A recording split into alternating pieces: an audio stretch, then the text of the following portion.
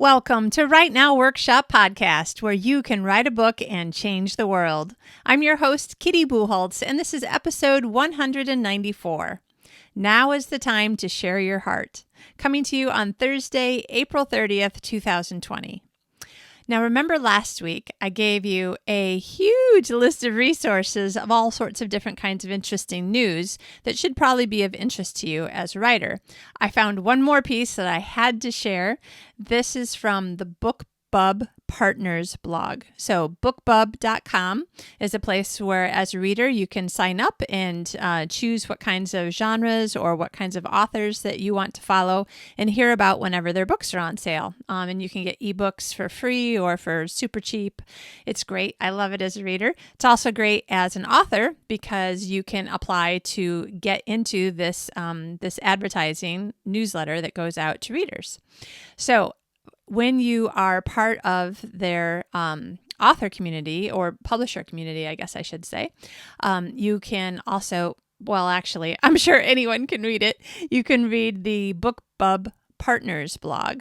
And what I kind of was really saying is that you'll get automatically an email telling you about the different blog posts that they have. And one of their newest blog posts is called How Reader Behavior is Changing During the COVID-19 Crisis. So they did some sampling, picking up information from various partners and other people, other organizations. And it's a really kind of comprehensive blog post about what's happening in the publishing industry right now as of April 2020, and how readers are buying and consuming books right now. So I encourage you to go check it out. You can find the blog by either Googling BookBub Partners blog or just go to insights.bookbub.com. And then it should be one of the first articles on there. But if you're coming in later and they've already posted a bunch of articles, it's called How Reader Behavior is Changing During the COVID-19 Crisis. Okay, so I wanted to share that with you. But the other thing I wanted to share with you is the idea of what we do as writers. Now, depending on what you write, you may not think that you are sharing your heart with your readers. If you're writing fiction, my guess is somewhere in the characters, in the genre that you're writing, you are sharing your heart. Whether you're realizing it or not, I don't know. If you're writing nonfiction, there's a good chance that even if you're sharing facts, you're presenting them in a way that shows us a little bit about who you are as a person, which is your heart, right? So I wanted to encourage you, particularly now, when there's so many people, news programs, news articles, when there's so much feeling of anxiety and crisis, particularly if you're reading news articles or watching anything on the TV or anything that's a headline on the internet. And also, you might personally be feeling a lot of anxiety, fear, crisis sorts of things. Now, I feel a little bit bad that I can't fully understand how other people are feeling who are in that place, because my life has not been affected in negative ways. So I'm very blessed, very grateful, and trying to use my position of not being in a place of anxiety to help any and all of my listeners to also find what can you do to bring a sense of peace, joy, humor into the audiences that you currently have. Now, whether you have no books out yet, maybe you're doing some blogging or just writing on social media, or whether you have one book out or a whole bunch of books out, whether it's fiction or nonfiction, there are lots of ways that you can encourage and help other people. And I really, really hope that you will take a minute, if you already haven't, and you might have already been thinking about it, to think about how you can share what's in your heart to help other people. Now, the thing about this is that I have found as a writer of fiction and nonfiction, I've probably been publishing for 23 years altogether from the very first thing that I ever got professionally published. I have found that there is a place where I start thinking to myself, good job. You're really being transparent and letting people know your real self. You're being authentic. But then there are other times when I think, yeah, you seem really authentic and you're not lying, but you're not 100% all in. Now, there's no reason that you need to be 100% all in with anybody except for maybe your spouse, your best friends, your kids. But if you think that you're being, pretty much, here's my heart, I'm telling you how I really feel, and I'm putting myself out there. I want to be transparent in a way that you can really see, like, I want to entertain you. I want to help you, or whatever it is. For me, for sure, I can tell you that there are times when I start thinking about it and I'm like, I think that this is a little bit more surface level than I really realize. So think of it like a fence. I lived in Southern California for a really long time, and I saw all kinds of fences. And I remember when I first moved there, I'm pretty sure that was the time that I really noticed there's a fence around every single property. Even apartment complexes, in Arizona as well, there's fences around apartment complexes. And there's all different kinds of fences. And it seems to depend a little bit on where you live and what kind of place you live in. So for instance, fences around apartment complexes are probably cement block or some sort of cement block kind of wall. Very thick, tall, kind of ugly. Some of them are less ugly. Some of them are made out of brick, looks much nicer, still thick, tall. In the places that I lived in Arizona that had these great big walls, I think, nope, not all of them. Nope, some of them must have really been for, quote, privacy or, quote, safety. Some of them I know for sure were walls that were put up to prevent the massive amounts of sound from the very nearby freeway from getting actually into all the apartments and making them really loud and uncomfortable places to live. But when I moved to Southern California, I noticed that there was a fence around pretty much every property. And there were some places that I realized, either by visiting my friends for the weekend or whatever, that you could live there for months and never see your neighbor, have no idea what your neighbor looked like, unless you happened to go outside to get in your car at the same moment that they did. And that's interesting. I was going to say weird, but let's just call it interesting right now. Now, a lot of these fences were taller than your average tall person. So you would have total privacy. You could do whatever you want and not worry about being bothered or bothering other people, except for like if you had your music playing really loud, that obviously gets through a fence. Some of the fences were very nice, thick wooden fences, very pretty, nice to look at. Some of the back fences would be these cement block walls. Some of them were sort of covered with all of the greenery of the backyard, some trees and some bushes and that sort of thing. So that I think to hide the ugly cement block wall. There were places that I drove through in the Beverly Hills area that had ginormous tall fences made out of wood. I don't know, probably no wood. No, I would say stone and metal, and many of which had hedges in front of them as well, so that you couldn't see at all anywhere. I mean, I don't even know how you would be able to get around seeing into the fenced-in area. Incredibly private. And I'm not saying privacy is a bad thing, but stay with me here. Whereas when I lived in Michigan, the place that I lived in my whole life had no fences, but it was in the middle of the country. So there was, 20, 40 feet of trees between our property and the neighbor's property. When it's not summer and the trees are all green and covered with leaves and everything, in the wintertime, you could see through the trees to the neighbor's house. And of course, you can see the houses across the street. But I don't know of anybody who had a fence. Okay, so now I'm thinking of a couple people, and they were city people who came up and bought summer homes and put up fences around their homes there in the country. And I remember thinking, that's weird. What are you trying to keep out? The dogs can go in and out. I can see you. Like, I didn't really get it. And then there's all the different kinds of fences. Like maybe you just have kind of chicken wire around your vegetable garden to keep rabbits out. That I totally get. That's not really a fence for people, though. It doesn't keep me out. It doesn't keep me and my neighbor from, communicating, having a relationship, that sort of thing. Some fences were kind of pretty, just for sort of show, I think, maybe. Picket fences, or what would you call it? When it's like two slats of wood, and obviously like any dog or cat or any animal can get over or through or whatever. I'm sure that there's a name for this kind of fence, but I don't know what it is. But like two slats of wood going across and then poles that hold them up all the way across. Those fences to me are just for show. They don't keep anything in or out. And then all the different things in between. Some properties would have not a fence, but just hedges, which, depending on how well you took care of your hedges, would afford you some privacy or really not that much at all.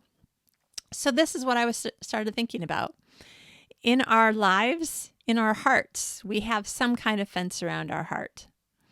Now, one time I went to visit a friend in Ohio, and we went outside to their backyard, and I don't know, we were either having a drink or a picnic or lunch outside or whatever. And I remember looking out, and I could not tell where their backyard ended and the neighbor behind them's backyard started. And I couldn't tell where their side neighbors' lawns started and ended compared to theirs. I had never seen a place, well, probably not never, but in so long, after living so long in Southern California and in cities, where there was no fence at all. And I said, how do you even know where your property line is? Like how far do you mow your lawn? Or do you just hope the next door neighbor is going to mow a lot further into your side so you have to mow less? Like I just didn't get it at all anymore. And I started thinking about all these things as compared to our hearts right now when we're stuck inside or stuck with a small group of people or stuck by ourselves or whatever. Like, how much of ourselves are we really willing to share? How much do we think that we're sharing compared to how much are we really sharing? What kind of fence do we have around our hearts? Is it a hedge? Is it metal? Is it stone? Is it just kind of one of those decorative, nice slat? I wish I knew what I was saying with the name of that fence.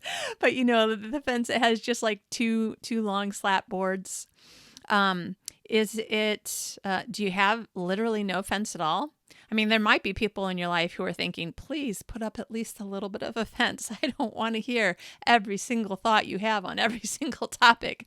I have occasionally been accused of that from people, which, totally get it.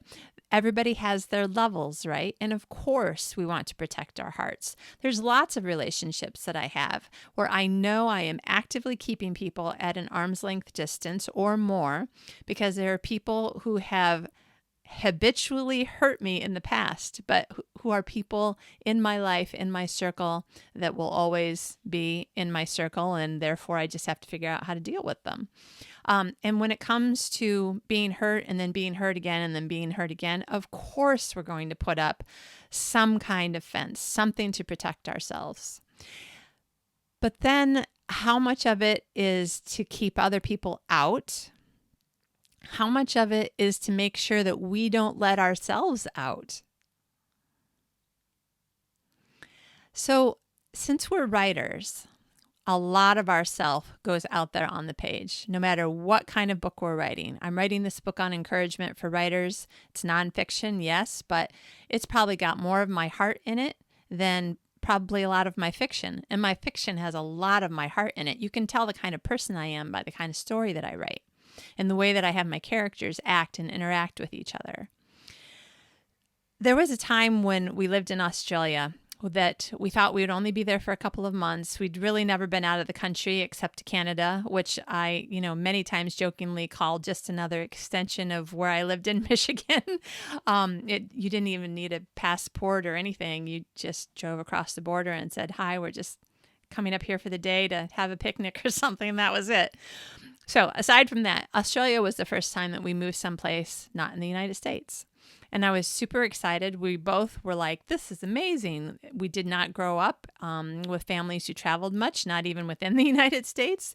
So the idea that we were in another country and that John had a job there was just astounding. And we were like, just in case this never happens to us again, let's do and see all we can. Now, John was really low man on the totem pole. So he had enough money to, pay for food and rent and that sort of thing, but not big vacations. So we saved up everything. And two of our good friends from California, Darren and Stephanie, said, the Great Barrier Reef is on our bucket list. Please don't go without us. Wait until we can get there. So they came over on vacation, and the four of us took the cheapest possible trip you can imagine to go see the Great Barrier Reef. Like the super cheap airplane that doesn't allow you to have luggage. And we stayed in backpacker motels, and we took the cheapest possible tour out to the Great Barrier Reef. But the four of us were so excited. It was like all we could do just to keep our excitement inside of our skins. We were so happy. But when we actually got there and the boat, stopped and everybody started getting their swimwear and snorkeling equipment and everything on, I was just talking to myself inside my head going, you've got to do it. You came all the way here. You've got to get in the water. But water over my head is like not my favorite thing. I am a terrible swimmer, and I've almost drowned twice. So I have issues. I have issues about deep water. So I get to the edge of the boat, and I'm sitting on the edge, and my feet are in the water, and I'm looking in this amazing clear water, and I'm seeing all kinds of fish. And one of them was, I swear, half as big as me. And I'm sorry to his mother, but that fish was ugly. It was ugly. And there's something about ugly fish that I just find also scary. And also, it was a great big fish. So I was like, I don't know that I want to get in the water. But he wasn't really moving around. It was like he was just sort of looking at all these funny humans getting in the water. Everyone who wanted to get in the water was in the water except for me. Everybody looked happy to me. Everybody was swimming around and they had their snorkels and they were seeing things. And I was trying to get myself to get in the water, but I was scared. And this was going to be like the only time I would ever be able to go there. And so I was trying not to get so upset with myself that I would cry because I desperately wanted to do this, but I couldn't get myself to do it. Eventually, our friend Darren noticed me sitting on the side of the boat, and he's like, what are you doing? I'm like, I'm really scared to get in. He took 15 minutes at least and just calmly, quietly talked me through, this is really neat. It's beautiful. The water's calm. None of the fish are at all interested in me at all. There's a rope that I could if I just got over to that rope, I could just hang on to the rope and stay there and, put my face down with my mask on and just look through the water and, maybe go up and down, back and forth on the rope or whatever, that it was going to be totally fine. And he was just very calmly but with this beautiful, loving heart telling me how great it was going to be. And I just needed to get in the water. And he's like, well, just put yourself over the side and hang on to the boat for a while and we'll talk a little longer. And we did that. And then eventually he went over to the rope. It was 3 feet. I had to swim 3 feet. Of course I could do that. But still I'm thinking this water is I don't even know how deep, 1,000,000 times over my head. For some reason, I just had it in my head I was going to sink like a stone if I let go of that boat. But he walked me through the whole thing until I was finally over hanging onto the rope and looking down through my mask and being like, holy cow, I can't believe it. I'm in the ocean at the Great Barrier Reef. This is amazing. And then he was like, are you okay? You going to be okay here? Just call my name if you need anything. And you might wonder, where's John? John was way, way off. He was very happily swimming around and had no idea what had been going on with me. And it was the most amazing thing. Darren's heart to me that moment was like when I visited my friends in Ohio And I was like, I don't understand. How do you even know where your yard ends and the next yard begins? Like, it's just all this beautiful green grass everywhere. And I was like, that's the connection that Darren and I had for a few minutes. Not that we always have that kind of connection, not that we've never had it again. I'm sure probably we have, I don't know. But for a moment, there were no fences, and it was all just, come on over, enjoy this green grass over here. It was an amazing experience, and I know that it's one that humans have all the time. Not every day. Interestingly, let me tell you, Darren changed from being a teacher, which he was very good at, to being a counselor. No surprise there, right? So as a writer, though, where are you at on the teacher to counselor kind of spectrum? Where are you at in the let me share my heart with you so that you can really understand something that's important or really enjoy something that's important? Darren wanted to help me just to enjoy this amazing once-in-a-lifetime moment that we were all having. That was it. I mean, on the one hand, it wasn't really important. It didn't change the course of world history. It didn't change the course of my life, except for notice, it did change me. It changed me because it was an example of just really opening yourself up, not having any fences, not keeping people away at all. And then he was able to give me something that I desperately wanted. And I think that we can do that as writers, no matter what kind of writing we do, whether it's a blog post or a story or a how-to book or a textbook. I think that there are so many ways that we can look at what we're writing, after probably we've written the first draft, and ask ourselves, how could I make this have even more heart to it? And I think part of it is being willing to use different words, say things in a different way that really open yourself up and make the emotion of what you're saying deeper and stronger and really vibrate more within other people. Because when we write something that changes one other person, we have no idea what the ripple effects of that are going to be. How many people is that person going to say something to and change in a positive way?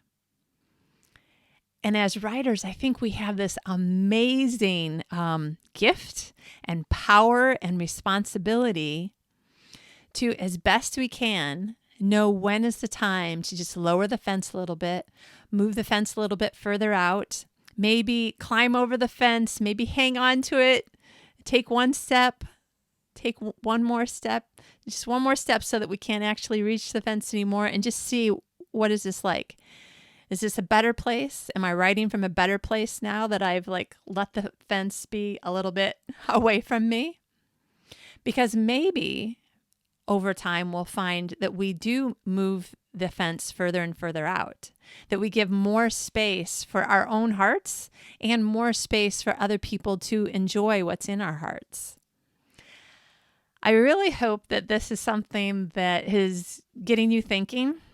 And depending on what you write, you might feel like, this applies to me a lot or only a little. But whatever kind of fence that you have around your heart, whatever kind of fence that you have around your writing, ask yourself if it's important and necessary that it be 10 feet tall, 3 meters tall. Does it need to be metal or stone or concrete or brick? Could it be just a hedge? At least that's green and full of life. Birds can be in a hedge.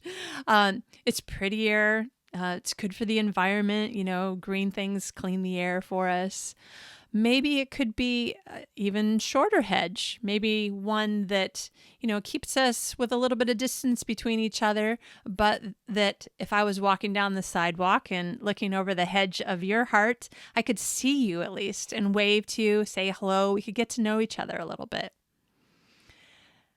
Maybe the hedge needs to be even less than that hedge, or maybe the fence needs to be even less than a hedge. Maybe just one of those kind of pretty white picket fences that just look nice and vines grow on that have flowers on them. I don't know. I'm not even sure that I know from my own heart yet, but I do know that it's important to me because every book that I write, I share a little bit more of my heart and a little bit more. And I really am pretty much 99% sure that's why it's a huge part of the reason why I feel like every book I write is better than the one before. Because I'm really digging into what do I really think about this situation? What would these characters really be moved by? Like what would move them? And therefore, how would that affect my readers? When I'm writing things about encouragement and when I'm doing podcasts where I'm trying to encourage people, like, can I share just a little bit more of myself so that it helps other people to see, okay, now I see what you mean. It's that going just a little bit further. It's hopping over the side of the fence and maybe still hanging on to the fence, but at least it's being, another foot or two on the other side, half a meter on the other side. Giving just a little bit more space to how much you're willing to share with people, and then how much that will move other people. I do believe that we can write books that change the world. I'm absolutely convinced of it. We can all name books that have changed the world as a whole, have changed nations, have changed individuals. And I think that that is what our gifts are for. And maybe not all people with the gift of writing and storytelling would agree, but it's what I believe. And I think that we could do a lot of good things in the world right now, especially at times when people feel more anxious and more fearful, and people, are losing income or losing jobs or losing loved ones. There are so many things that we could do to add more life and love. And I don't mean to be like woo-woo positive energy, but seriously, being more positive, helping other people to count their blessings, to see what there is. But also, part of sharing your heart with somebody is also being sympathetic and empathetic, and crying with people who cry and laughing with people who laugh. So in what ways can we do that as a human being and in our writing? Those are some of the things that I am looking to continue exploring in my own writing. And I hope that you are also doing the same, because it might make your next book better than any book you've written before. And that would be so, so exciting, right? It would be like that one moment when I got into the water at the Great Barrier Reef and I was no longer hanging onto the boat. And I was like, I'm in the water at the Great Barrier Reef. Oh my gosh. I want you to have that experience in your writing. I want that experience in my writing. So give it some thought. Happy writing. Get some writing done. After you've written the first draft, ask yourself, what could I do more with this? Or what else could I do with this? I would love to hear from you. So let me know how it's going. I want us all to have the best writing year we've ever had in 2020. I'm very, very excited about all the things that are going to happen this year that are positive and that add life and joy and love and peace to our community, our neighbors, the people who read our books, and people who read whatever it is that we're writing. So go write something. Look it over again, go write some more, do some editing, write some more, see what happens. I'm excited. Have a great week, and I will talk to you again. Let's see, the next episode is the Encouraging Words episode, because it'll be the first Sunday of the month. So that'll be coming up in a few days, and I hope that you find encouragement both in this episode and in that one. Then we will talk to Bethany Turner, who is a hoot. So funny. She'll be here next Thursday. So you've got several good episodes, I think, that are just going to really make you feel good about life and writing. Enjoy, and we'll talk to you later.